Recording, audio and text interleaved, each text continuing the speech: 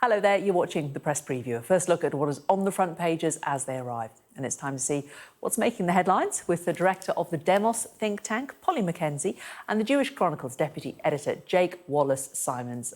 They'll be with us from now until midnight. Thank you both very much for joining us. Let's take a look and see what is on the front of some of those papers.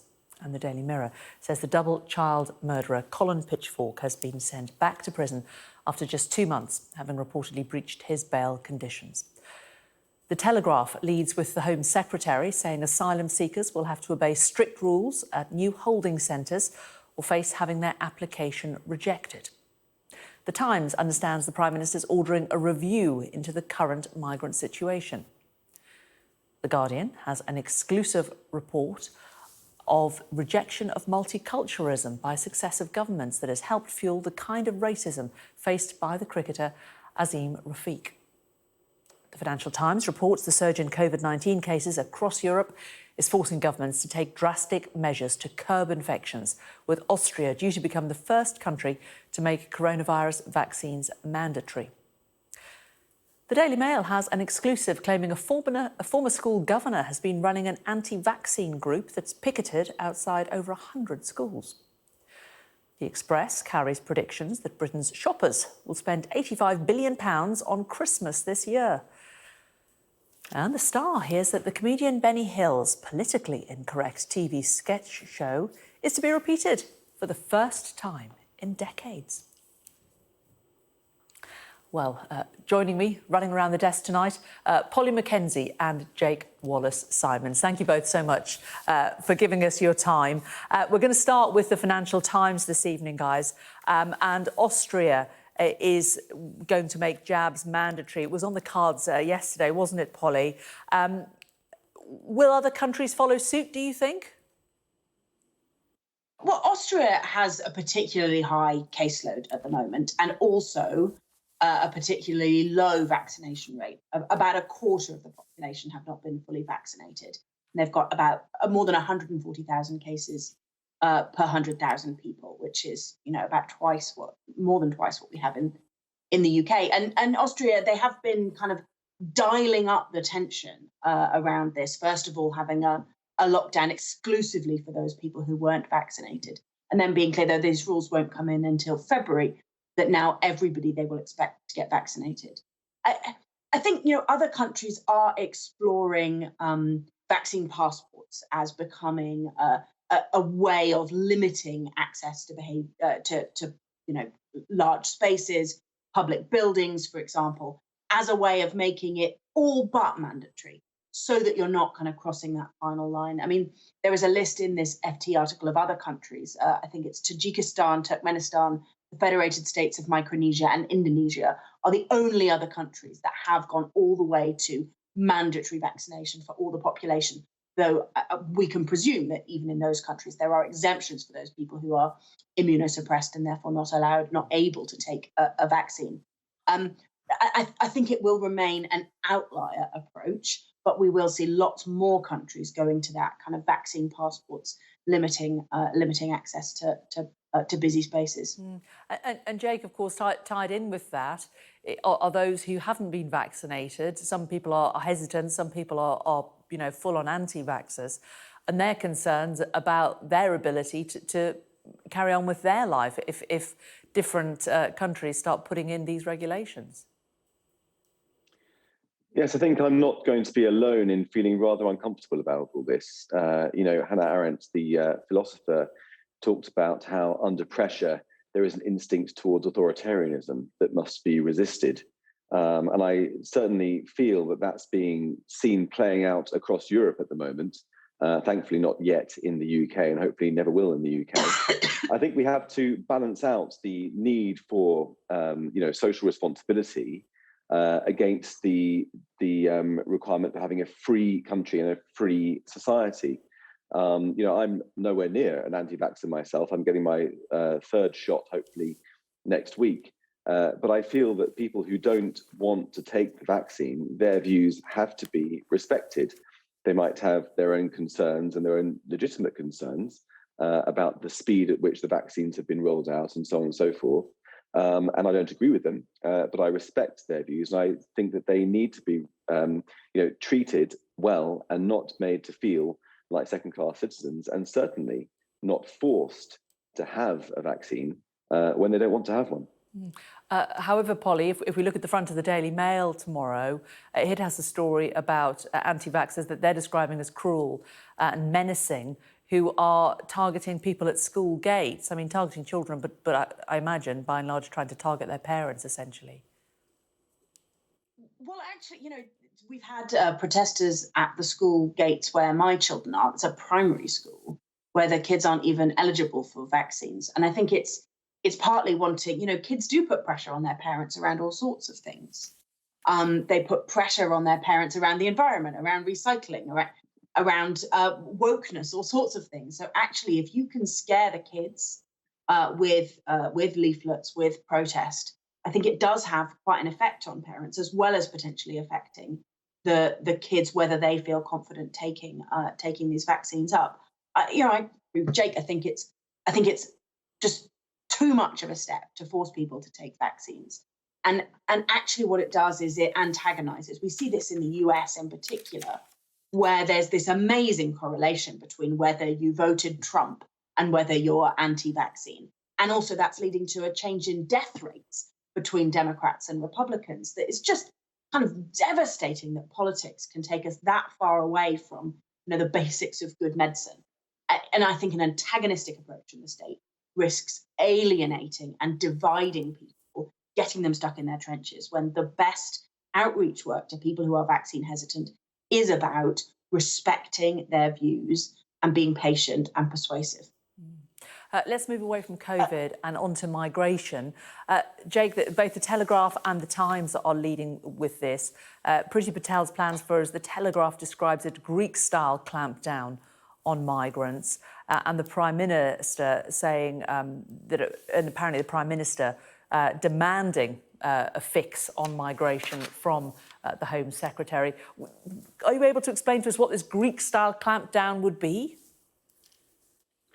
Yes, I mean, basically it involves setting up more rigorous systems in asylum centres. So demanding that asylum seekers are back within a curfew, monitoring them more closely with mobile phones and apps and things, and really making requirements that they have to fulfil in exchange for being put up and receiving board and lodging and so forth while their claims are being processed.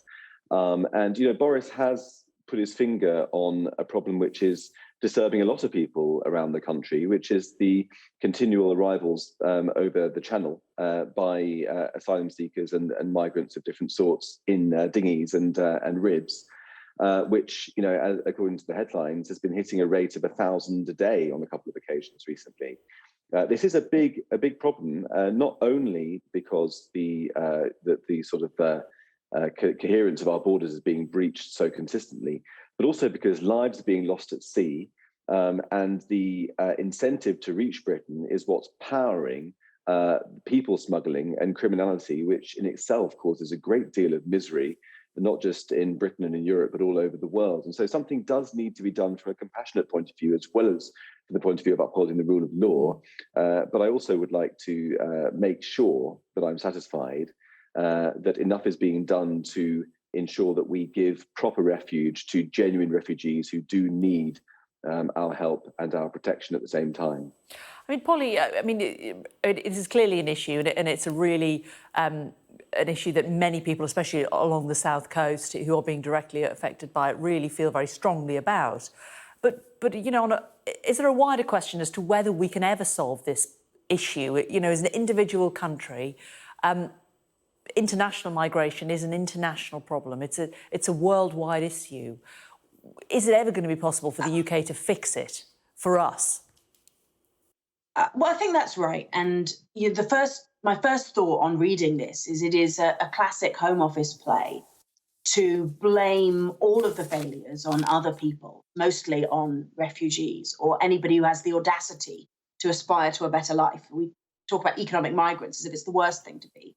I remember when Conservatives said it was good to get on your bike and look for work. Nevertheless, what the Home Office doesn't do is recognise their abject, catastrophic incompetence. You know, having sat through on a couple of occasions a day of immigration tribunal cases, the delays, the incompetence, the lost paperwork, I sat through a case where somebody who was married already to her partner, the Home Office had turned down the immigration case because there was no evidence of intent to marry, even though there was a marriage certificate. I mean, that level of extraordinary incompetence. And we see this in the case of the Liverpool bomber outside the Women's Hospital as well, is that people have their, he had his appeal turned down, and the Home Office was incompetent and did not manage to remove him. And yet they blame the asylum system, which they run. In the end, competence. And there is one sort of chink of light in this briefing here, which is they're talking about the way that they have brought good data management to asylum systems and digital data management in Greece, and that Priti Patel wants to replicate that. If she focuses on the competence of her department, I think she can tackle some of these problems to the limited extent that the UK can. OK, we shall see. Coming up, lots more to discuss, including can cricket find its way back from the racism scandal? We'll discuss that next.